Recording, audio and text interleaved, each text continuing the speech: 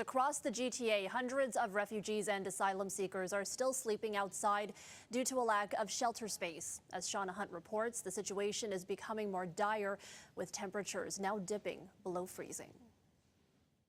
The crisis is also hitting hard here in Peel region. Just a few days ago, a man from East Africa died from carbon monoxide poisoning while trying to stay warm inside his tent. I spoke to people today who tell me there's just no space, so they've been sleeping on the concrete here right outside the Mississauga shelter. And with the weather only getting colder, there are concerns that more lives could be lost.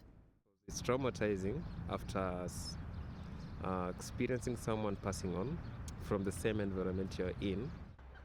After being turned away from shelters in Toronto, some asylum seekers tell me they were directed to this location in Mississauga, but it too is overcrowded. So right now, about 50 people are living outside. Many here are experiencing the cold for the first time and tell me they fear what's to come.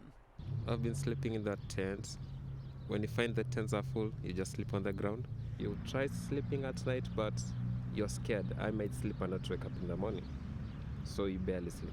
We sleep and wake up without knowing what's going to happen next. We can't even find good jobs. We can't even enroll to school. Basically, our life is at a standstill at the moment, so we don't even know about tomorrow.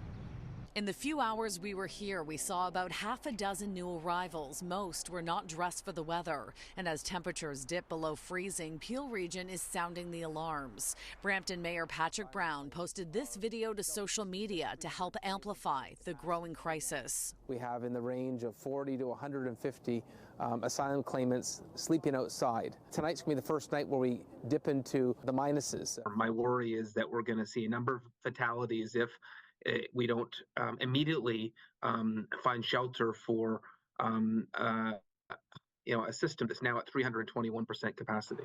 Peel region has pitched a proposal to the federal government to fund 2 facilities that would create 800 new shelter spaces, enough to get everyone off the streets. And while Brown is hopeful a deal is about to be struck with the IRCC, he says all of this should have happened before the cold hit.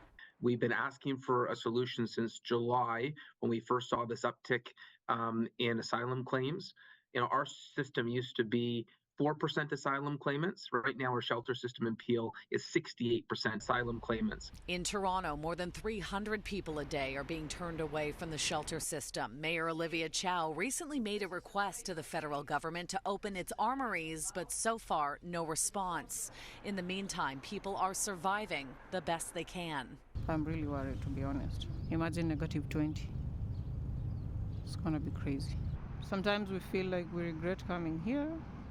Peel region has 8 shelters with about 450 beds, and even with overflow spaces, up to 150 people a night are being turned away. In Mississauga, Shauna Hunt, City News.